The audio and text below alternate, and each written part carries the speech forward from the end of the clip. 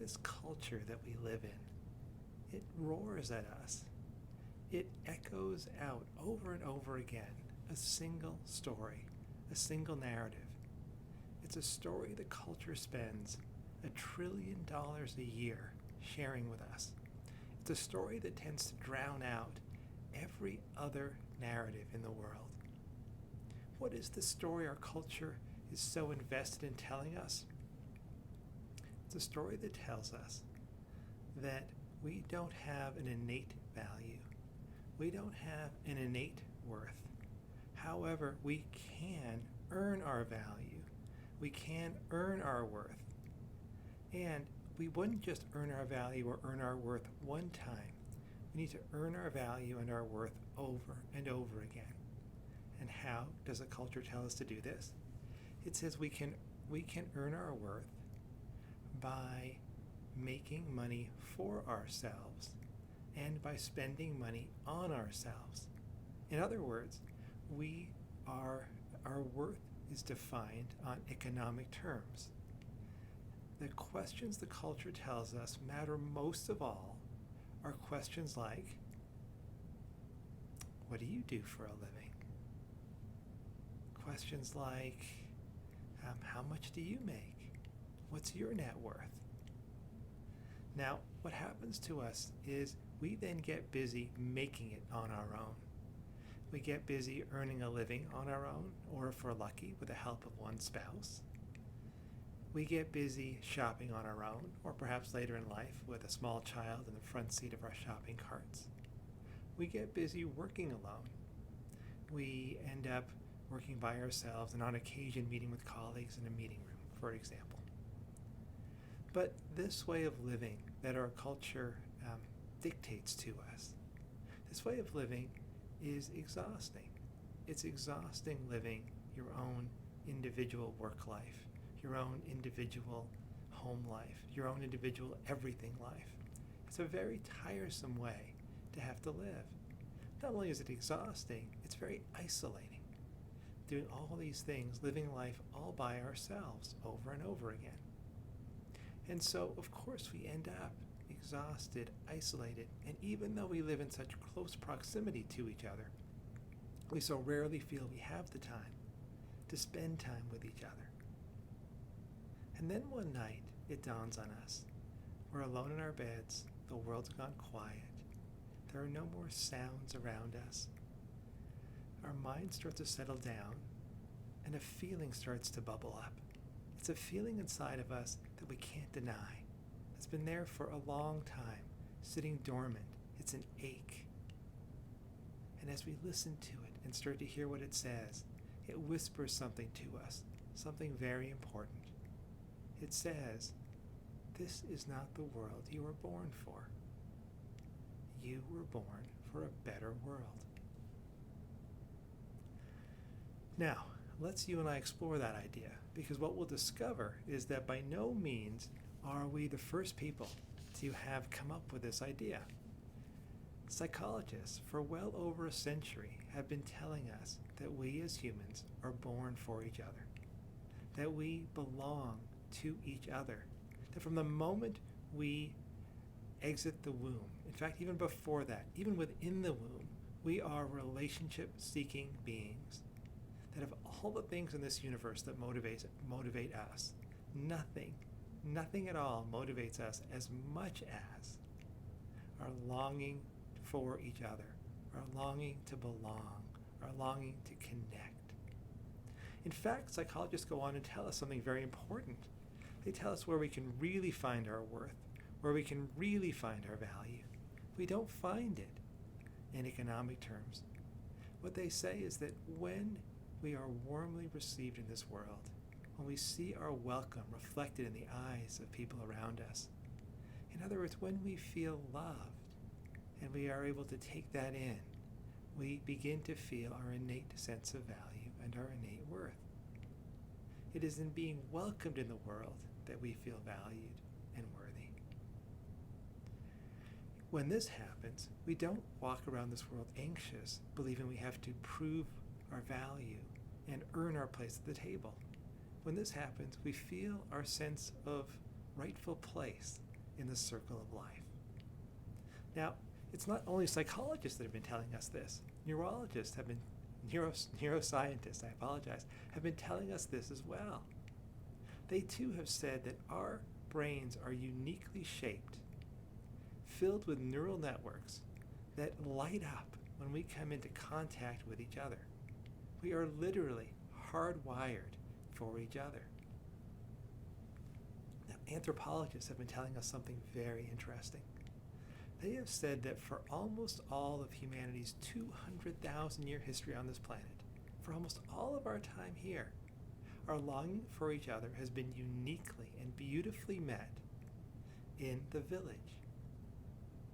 That in living in these small communities, what we found was that upon our arrival, upon our birth, 40 pairs of eyes greeted us, 40 pairs of hands held us, and that this feeling of welcome did not just happen upon our arrival, but it continued throughout our childhood, through the turbulent waters of adolescence, that we continued to feel wanted, needed, loved throughout the cycle of our lives.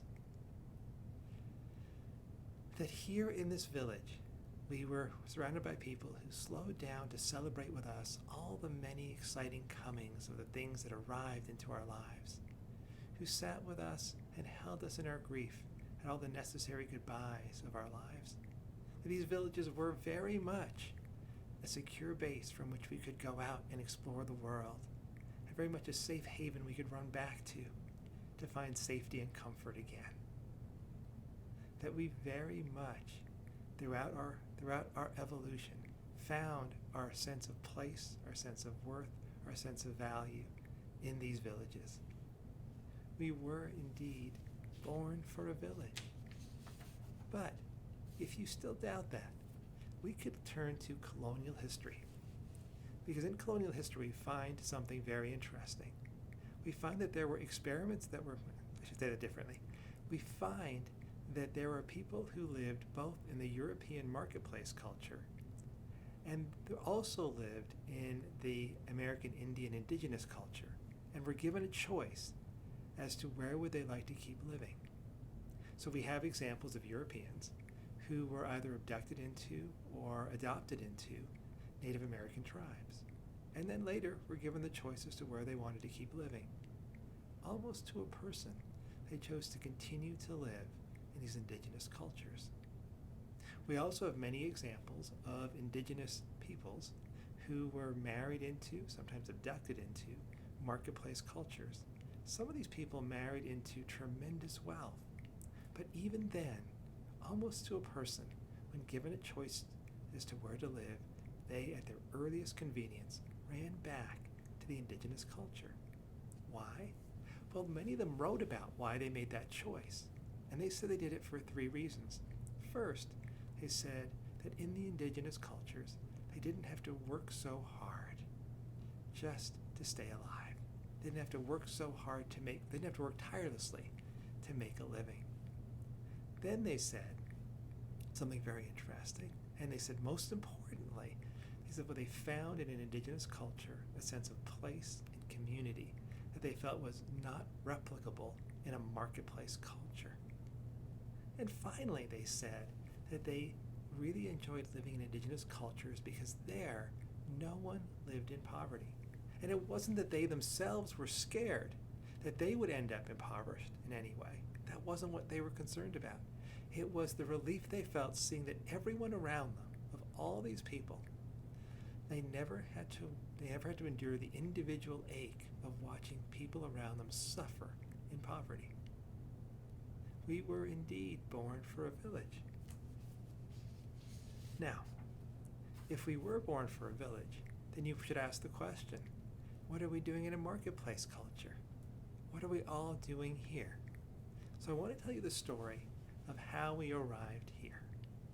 And to do that, I need to take you back in time. I need to take us back 20,000 years ago. And we're going to go back to prehistoric Europe. And by prehistoric, I simply mean this is before we had written history. But we do have a great deal of archaeological evidence and anthropological research it tells us very likely what the themes were at that time. So we're going to go back to prehistoric Europe 20,000 years ago, which puts us right about the beginning of the end of the last great ice age. Had we been there, we would have seen the ice caps, the giant ice caps covering big parts of Europe, beginning to melt away. And we would have seen essentially this great melting getting underway. Now, there are two cultural myths about what life would have been like at that time. The first comes about from Thomas Hobbes, who wrote in 1651 a book called Leviathan, and he shared his belief that humans are essentially solitary, selfish creatures. Now, you and I know that's not true, because that's not true of me and not true of you, and presumably not true of the people that we care about. In fact, psychology has told us that's very much not who we are. We are, in fact, born for each other. But Hobbes didn't know any of this. So he begins with the premise that we are solitary, selfish creatures. And from there, he decides that life 20,000 years ago is brutal. It's a survival of the fittest. That in order to survive, I might have had to join a small band of people and essentially sacrifice my freedom to an alpha male ruler who, in trade for protecting me, would have required essentially a life of servitude from me. He really believes that life 20,000 years ago isn't really worth living. And he says life probably wasn't worth living till about 5,000 years ago, when repressive government systems came in, which then curbed our darker natures.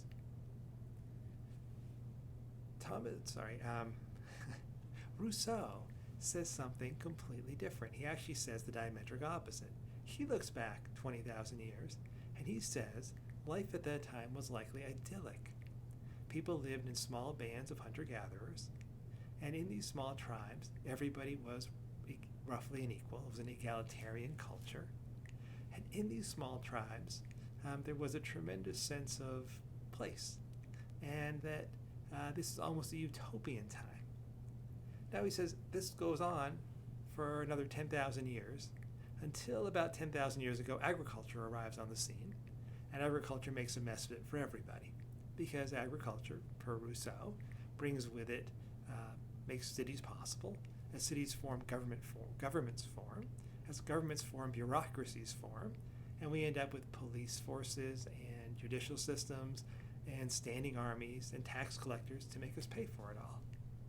And so Rousseau says, really agriculture wrecked it for all of us. Now, when we look at the anthropological research, life 20,000 years ago was neither. It was neither brutal and harsh the way Hobbes would have described it, nor was it utopian and always egalitarian the way Rousseau would have had us believe. So what was life like back then? Well, if we were to arrive on the scene, what we would see would be a collection of villages. Some of these villages might be in the tall grasses near a river. Others might be in the dense evergreen of a boreal forest. Others might be carved out of sandstone caves on cliff sides. And these villages would be in geographically diverse areas, somewhat far removed from each other. But these villages would be interwoven together. They would form an interconnected web. And if I were to be born into one of these villages, or you were to be, what we would have found is we could have packed up our belongings, which probably would have fit into a small backpack, and traveled to any of the neighboring villages and found ourselves welcomed there. That this was very much a world without outsiders, very much a world without others. We would have arrived into what anthropologists call a time of great hospitality, perhaps better called a time of great civilization, or this is a time where people were welcomed wherever they went. Now, and this of course would be a time where there was no war, there was no slavery, by the way, which were abolished for long periods of time in human history. There's no archaeological evidence of war or slavery for long gaps of time in human history, despite what perhaps we might come to believe looking at the world today. So what happened? How did we get out of this time of great hospitality? What happened to us? Well, what happened is this. This was also a time of great social experimentation. There was a lot to be gained by experimenting with different social structures. If they worked, then everybody had a better way of living together. If they didn't work, well, people could just move away and go to another village. Or if enough people didn't want to follow the leader, they could just stop following the leader, and the leader would essentially have no power over them. So some of these villages would have changed their social structures as often as once every season. Others once a year. Others less often than that. But we do know that there was a great deal of social experimentation taking place at this time. And by and large, sometimes the social experiments went awry, and a village might move away from tribal council to what might appear to be a warrior king for a time. But it didn't really affect the overall social structure of the villages at that time. However, it would seem that at a certain point in time, multiple villages at about the same time had their social experiments begin to go awry. Now, in the age of great hospitality, there were two things that were happening. First, as people were welcomed everywhere, there was an important felt sense of our shared humanness, that what connected us was far more important than what separated us. That you and I went through the same journey in life. That I would go from childhood through adolescence, through adulthood, through elderhood, until it was my time for my final goodbye. And so would you. And because of that, we were profoundly connected. In addition, because villagers often traveled to many different villages, and they brought with them different ideas. Each village typically had a kaleidoscopic understanding of the cosmos, of the universe. Their ideas weren't singular, but they were enriched by the many different ideas of the many different villages around them. Now, what starts to happen, it would seem, is that some of these cultures began a breakdown of the sense of commonality. That in some of these villages, the social structures began to shift in a way where people began to highlight the differences between each other, not the similarities. They began to define themselves in contrast to the people around them in the other villages, instead of as a part of the people in the other villages. Land may have played a role in this. We have this great melting at the end of the Ice Age. New lands are opening up. They're filled with game and fish and vegetation. And what happens? Well, some of these cultures that are differentiating themselves claim this land as their own. Say it belongs to them. It's their ancestral right to the land.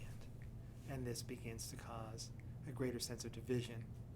As this takes shape, what happens now is the cultures continue down this path of distinguishing themselves in opposition to the cultures around them, the villages around them. And so we start to see the emergence of this concept of us and other.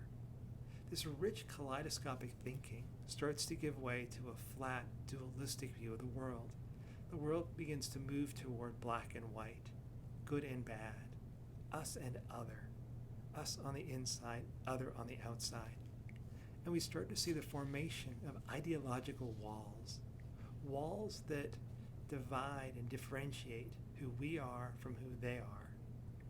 Now, as so often happens when ideological walls start to get built, they so often lead from there to the building of actual physical walls. And it isn't hard to believe that some of these villages would begin to wall themselves in. Their leaders might begin to say things like, out there are the beggars and the blind men who will take without giving back. Out there are the widows and the orphans who will use up our town's resources. Out there are the bands of travelers and bands of thieves who will take from us, steal what's ours. And so up go the walls. Now, when walls come up, we not only lock people out, we lock ourselves in. And that is a very dangerous proposition, because once the walls are up and we stop believing we're free to move, and we start feeling ourselves locked in place, then leaders can begin to exploit our being locked in place and give themselves arbitrary power. And that's just what happens here. It would appear that some of the leaders began to give themselves the arbitrary power to dictate who would be royalty, who would be a commoner, and if people were to fight against them, who would be turned into a slave. And it's quite possible that here we begin to see the return of slavery. Now, if you give a leader enough time, he can slowly convince his citizenry that war is necessary. Now, war is against human nature. We are not wired for this particular sort of violence, and it takes a great deal of psychological manipulation and emotional manipulation to convince people to pick up a gun and fire it at someone else, oftentimes preemptively. But if you lock somebody in place, then a leader can exploit that being locked in place, begin to exaggerate the difference between you and the people around you, convince you that you should be paranoid about what these people outside the village might do, scare you into thinking that not only is your safety at risk, but so is the safety of your children if they're allowed to keep going out there, and eventually convince you that what is necessary is to essentially engage in war, in this case genocide, against your against your outside villagers. And so begins the breakdown in this time of great hospitality. And we begin the process of having cultures of separation gradually destroy cultures of community, cultures of belonging. This breakdown ripples forward in time and continues for about 20,000 years until just about every village on earth, every village that had a sense of belonging, of place, has been overrun by a single culture, a monoculture, a culture that today has evolved and become today's consumer culture. Now, what happens in today's consumer culture? Well, in today's consumer culture, we want to think about that wall between us and them. In today's consumer culture, that wall between us and them has shrank smaller and smaller and smaller and smaller until the only thing inside that wall is me. Us has become me. Now, what about outside the walls? The wall shrinks and shrinks and shrinks. The number of people outside that wall expands. It includes everyone else. It includes you. And so us and other that started 20,000 years ago evolved all the way into the consumer culture, into you and me. Well, now I'm inside the wall, so of course I have to, and only I'm inside the wall, so of course I have to survive by myself. Of course I have to go out there and earn a living. Of course I have to go out there and earn for myself and produce and consume by myself. And this is now what we do in our marketplace culture. Okay? And this is how we have all arrived collectively at this place. Now, I do want to say that this story is not just a story of loss. It's also a story of hope. We have, throughout our human history, lived many times in periods of great hospitality. Things are not as Hobbes described, where we need repressive government systems to hold down our darker nature. Things are not as Rousseau described, where just because we live in large numbers together, there's little we can do to create cultures of belonging. In fact, what our history tells us is that we as humans are very well built for social change. We're very well suited for a life of adaptation in this world. Cultural adaptation. Now, had the winds of history just blown a little bit differently, we might not have had the enslavement of African villages, the decimation of Native American villages in North America. We might not have had concentration camps, prison camps, death camps. We might have lived in an ongoing period of great hospitality, but the winds blew the way they did. And so it really is our work to return ourselves back to the age of great hospitality. And this is what we seek to do. Find our way back to the village. Find our way back to these intentional communities. How? How do we go back?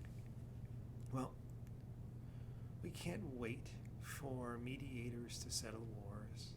We won't wait for governments to adopt policies of inclusivity. The change needs to begin here.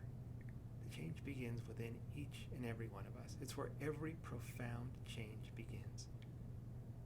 But before we can talk about that, I want to talk about what happens inside of us when we live in a marketplace culture, so we can understand how we change to prepare ourselves to live in these villages again. Okay. So, we essentially live in a time of diminished inheritance. My parents, my parents' parents, my parents' parents' parents, and so on, as yours as well, likely grew up in a marketplace culture where they had to survive on their own, where when traumas came into their life, there was really nobody there to sit with them and help heal them. When losses came into their life, there was really no one there to sit with their sorrows, to sit with their grief. And so we're born to parents who have unresolved trauma, unresolved grief, who themselves are exhausted trying to make it on their own in the marketplace culture, who themselves are isolated living in the marketplace culture. And so when we are born, instead of 40 pairs of eyes and 40 pairs of hands, we have 1 or 2 pairs of eyes that greet us. Tired, lonely, exhausted eyes. Now, as we grow in this, there's no way these two people could possibly be there to attend to our relational needs, to attend to our emotional needs. Perhaps our parents had traumas around sadness, so that when we felt sad, they responded with, stop your crying, or I'll really give you something to cry about. Perhaps in their trauma, they had to repress their own anger. So when we get angry, they get very uncomfortable, and they shout us down, telling us to stop. Well, as children, we start to think, there must be something wrong with us. What's wrong with me that even my own parents don't want all of me? What's wrong with me that even my own parents can't embrace who I am? How come I don't feel a sense of welcome and warmth from them nearly as much of the time as I need to? We wonder if perhaps we're broken children. Perhaps we're children that will be cast away. We become very scared. What's going to happen to us now? We feel we're left with an awful choice. We don't cognitively know, but we feel, even as children, that we're left with a terrible choice. Either we hold on to all of who we are and continue to be rejected by the people that we depend on, or we find some way to sequester, to push out parts of who we are so we can be loved, hopefully, by our parents. So what do? Of course we choose that we are going to take parts of ourselves, the parts our parents can't embrace, the parts our parents don't welcome, and we are going to sequester them. We are going to push them to the outer banks of our inner self. And now, what happens inside of us? Remember those walls we were talking about? Those walls that were built that separate us from other? Now, what's happening outside of us starts to get mirrored inside of us. We build a wall inside of us. And inside this wall, we put the parts that we think will make us good boys and good girls and let us be loved by our parents. And outside these walls, live something very different. Outside these walls live all the parts of us that we can no longer believe could be tolerated. We believe if these parts were allowed in, then we would be rejected by the people outside us, by our own parents. So we might push out our sadness if our parents rejected our sadness, or our anger if our parents rejected our anger, or our sexuality if there was nowhere for our sexuality to go, to be seen, to be expressed, to be known. What a difficult place to be. Now all of a sudden, we are in a double bind. The parts outside of us are locked outside of the wall and have no way back in. The parts we keep inside of us are trying to manage our entire life all by themselves. But these parts were never meant to manage life all by themselves. They were meant to manage life with these outside parts, but they have no way to access them. So we're stuck trying to live lives with only parts of ourselves available to us as children. What a difficult way to be asked to live. And worst of all, it doesn't work. We cannot find our way back to our parents' love by sequestering, by pushing out the parts of ourselves we think they would reject, because we were never the problem in the first place. The problem was their unresolved traumas, their unresolved griefs that played out on top of us, because they grew up in a culture that didn't allow them as children to be all of who they were. And here we have this intergenerational transmission of sorrow and trauma. Now, this is where the culture steps in. The culture steps in and says, you know what? I get you're not feeling very worthy. I get you're not feeling like you have a lot of value because your parents aren't really loving you. And even when you try to get them to love you by giving up parts of yourselves, it's still not working. But don't worry, says the culture. I've got a way to get you back into feeling worthy and belonging. Now, to understand what the culture does, it's helpful to think for a moment about games. We've all played games. Video games, arcade games, board games, card games. Now, when we play a game, the game designer wants to motivate us to take certain actions in the game. And the way the game designer is going to do that is by creating a point system. So we enter into this game with the idea of we're going to go have fun and we're going to go play and we're going to enjoy our time with our friends or our family. But oftentimes what happens is the points start to hook us. And the further we get into the game, even though at some level we know the points are imaginary, we almost seem to forget. And collecting points becomes the most important thing of all. And so we focus on collecting the points, perhaps on winning the game, and we forget about the richness of the experience we could have had along the way. That's what happens to us with the culture. From a very young age, we start to realize that when we get A's on our report card, our teacher's happy with us. We bring those A's home and our parents might be happy with us. We go out on the soccer field and we score a goal and our teammates celebrate us. Our coach high-fives us.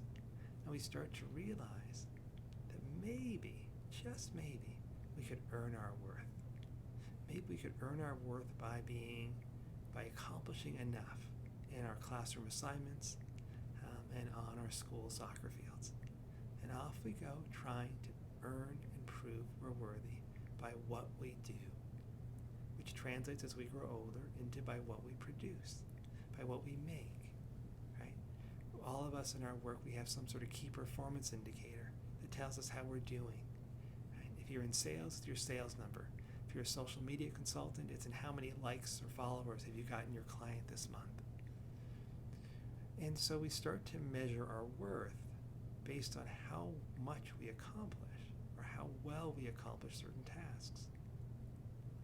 But this doesn't work either. It never gets us. And the idea behind this, I almost forgot to say this, is so important.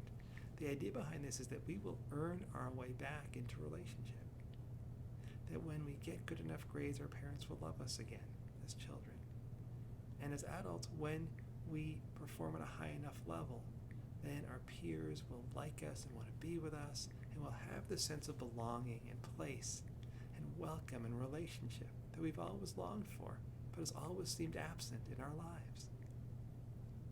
But it never works. It never works. We know that if you measure how much wealth somebody has, how much fiscal wealth they have, with their emotional well-being and their relational well-being, that once they get a little bit past the poverty line, it doesn't matter how much richer they get.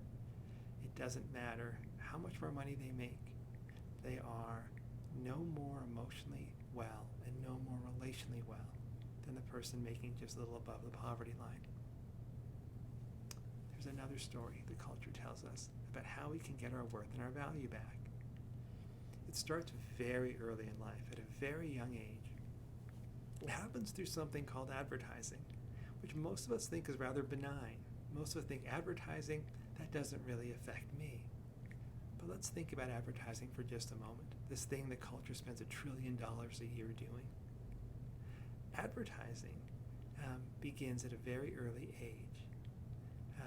And when we're very young, if we had been alive in, say, the early 2000s and had been watching television at the time, we would have been exposed to an average of 40,000 ads a year.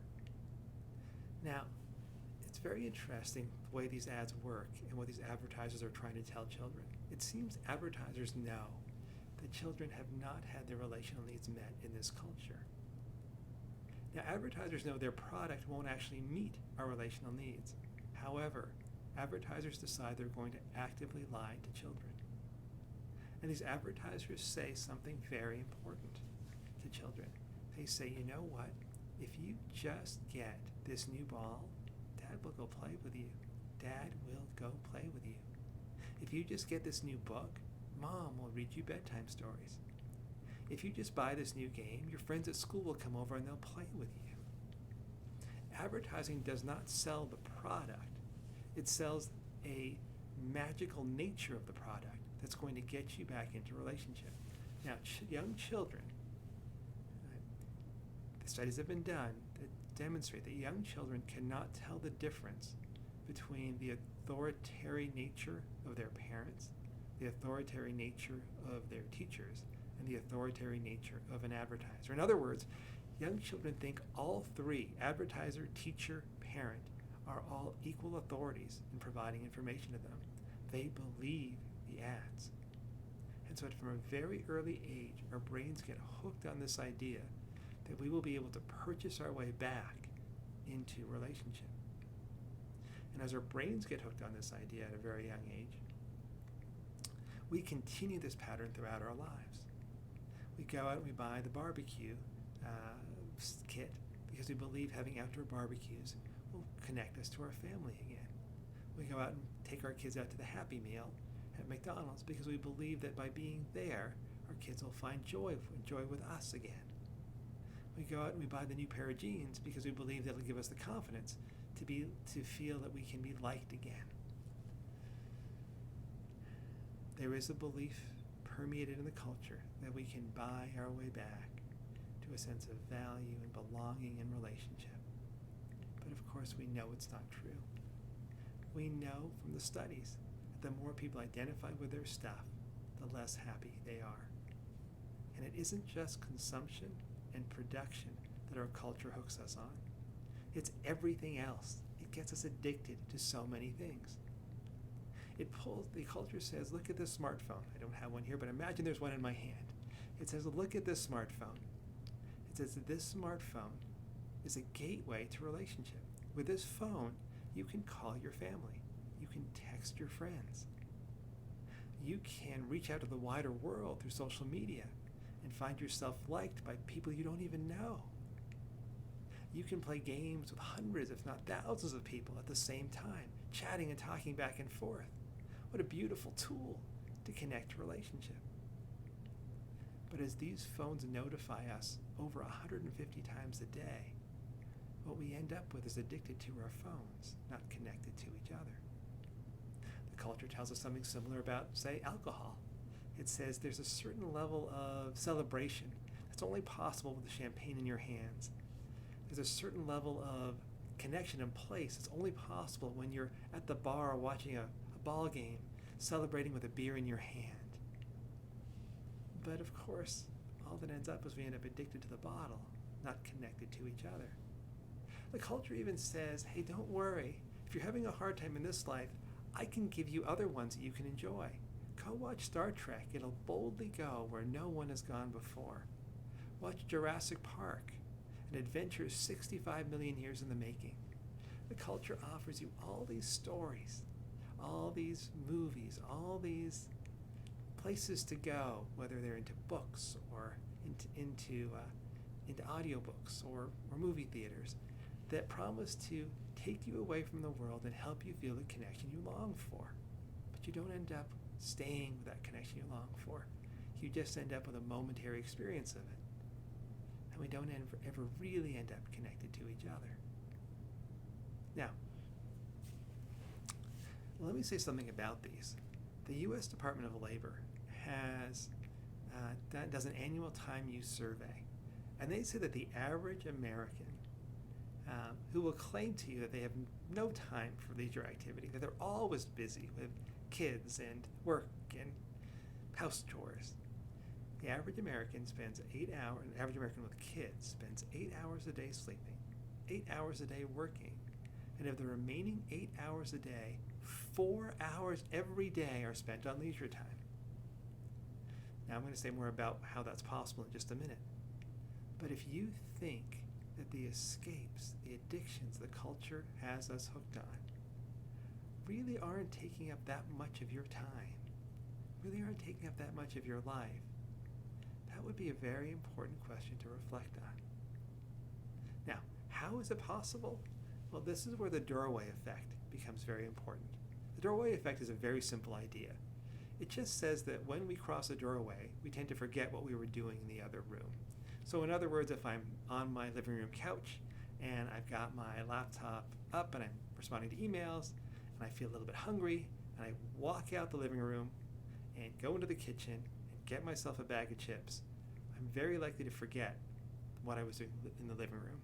And while in the kitchen, I might think I'm thirsty too, get a glass of water, might look at the clock over my stove and realize that I probably should take the fish out to defrost it for dinner, and then eventually wander back to the living room having completely forgotten what I was doing there in the first place.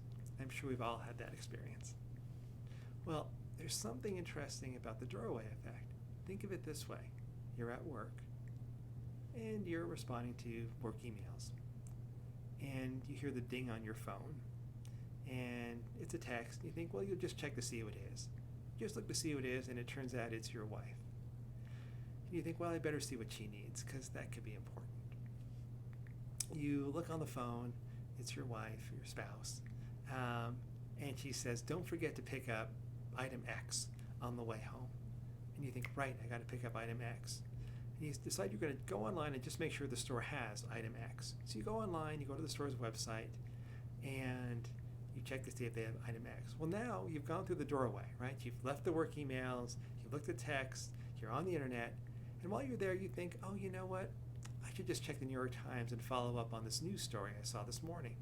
You go to the New York Times, you start to follow up on the news story there, and then as you're scrolling down, you realize that the player on your favorite team's gotten injured. You think, oh, I wonder what happened. You go to your team's website to read about what happened there. And then while you're there, you realize that, hey, you're seeing how much player's on a new contract and how much money he made, which makes you think you should probably go check your bank accounts because you weren't sure if there was enough money in your account to cover all the checks you wrote yesterday. And off you go. No wonder with this doorway effect, and all the addictions the culture hooks us on, we jump from news to sports to money. We jump from one to the other, and all of a sudden there goes the time of our lives. And of course, none of it works. So if none of it works, what works? How do we find our way back? Back to our sense of worth, back to our sense of value, back to each other, back to our villages. How do we go back? I said before, change starts within. It starts very simply by slowing down. It starts by slowing down in a number of key moments. It starts by slowing down every time our phone calls to us. It starts by slowing down every time one of our addictions, one of our compulsions beckons us to just leap right into it, to just pause, let our shoulders relax, catch our breath, breathe for a moment, and then choose. So it's not happening to us. It's something that we're choosing. It's happening with us. Okay. And don't do it just in those moments. Whenever you start to feel yourself withdrawing from relationship, slow down, take a breath, and see if you can lean back in. Whenever you start to find yourself attacking in a relationship, slow down, take a breath, lean back out, so that you're always, as best you can, approaching relationship, not attacking or avoiding them. Okay? whenever you find yourself beginning to become anxious, because anxiety hurries us and moves us too quickly to the next thing, catch your breath, slow down, and then choose. I want you to get very busy interrupting your life. In this culture, we learn that interruptions are bad, that interruptions get in the way of what we need to do. Please stop interrupting me. I have important work to do. Right? Interruptions get in the way, but in fact, interruptions are the single most important thing we can do if we are to reclaim our lives. We have to begin to interrupt, at some level, the internalization of the culture that is playing out inside of us. As we interrupt our lives and breathe, what we start to do is we start to make room for more and more of ourselves. We start to make room for our relational self. We start to make room for the parts of us that are outside the wall, as well as the parts of us inside the wall. We start to move away from an inner world where some parts are allowed in and others are allowed out. And we start to build an inner village where all parts of ourselves can be slowed down, breathed into, welcomed, allowed to be here, heard. Every part of us, inside of us, the parts that we've allowed, the parts we've rejected, comes with an important story to tell. And when we slow down, we make the time to listen to those stories from these parts inside of us. What an important thing to do. There's a lovely research study about the importance of interruption. It was done at a Ivy League university in the 70s, I believe. I can't remember what school it was done in, but it was done with a group of seminary students. And these students were essentially divided into two groups, and one group was told that they were going to give a talk about the Good Samaritan, a talk about this person who was lying on the side of the road suffering, and the Good Samaritan stopped to help him. And other people were going to talk about their future careers as a seminarian. Now, when it was the day to give the talk, they arrived one by one to the classroom to give the talk. They were asked to do that. And when each person arrived, they were told they had to hurry. No, I'm sorry. When each person arrived, some were told they had to hurry, that they were going to actually record this talk, but the studio was all the way across campus, and they had to hurry or they might be late and they might miss their recording opportunity. Other students were told, take your time. You've got to get to the recording studio to get this recorded, but they're running behind, you have lots of time, no hurry at all. And there was a direct path between where they were and this recording studio. And they had planted an actor on the path between the two. And this actor was acting like he was very sick. He was in pain. He was suffering. He was laying down, literally on the side of the path, acting as if he was sick, much like in the Good Samaritan story. Now, what they found was the people who were going to give the Good Samaritan story and the people who were going to talk about their future careers, there was no difference between who stopped to help this man and who didn't. There was, however, a very big difference between the people that felt they had to hurry and the people that felt they could slow down, and interrupt their lives. For those who felt they had time, for those who felt able to slow down, they were much more willing to stop and help this person. It is so important that we slow down and interrupt our lives, because we are those people suffering on the side of the road.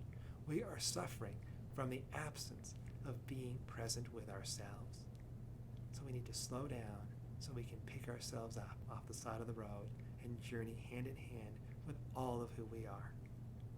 Now, as we do this, as we start to slow down within ourselves, we very naturally start to slow down with other people. We're no longer too busy for these relationships. We're willing to interrupt our lives, not only for the relationships inside of us, but we start to be able to slow down our lives for the relationships outside of us. Excuse me. And as we do this, what starts to happen is we start to shift the way we are in relationship. For example, we no longer feel so much anxiety around conflict or difficult decision making with other people. we start to imagine, just as we did inside of ourselves, that every part of ourselves has a voice to be heard. We start to with other people. We start to feel like everybody holds an important piece of the truth. And conflict is no longer about getting my way or hurrying up and getting it over with. Conflict is about, let me tell you my truth, you tell me yours. And together we can come up with a meta solution, a solution that includes both of our truths, makes room for all of us. Right? As we begin to slow down with each other, as we begin to take time for each other, so much begins to change in how we relate to everyone around us. We begin living already as if we were in a village, even when we're not, because we are making room for all of ourselves and all of the other people around us as best we can.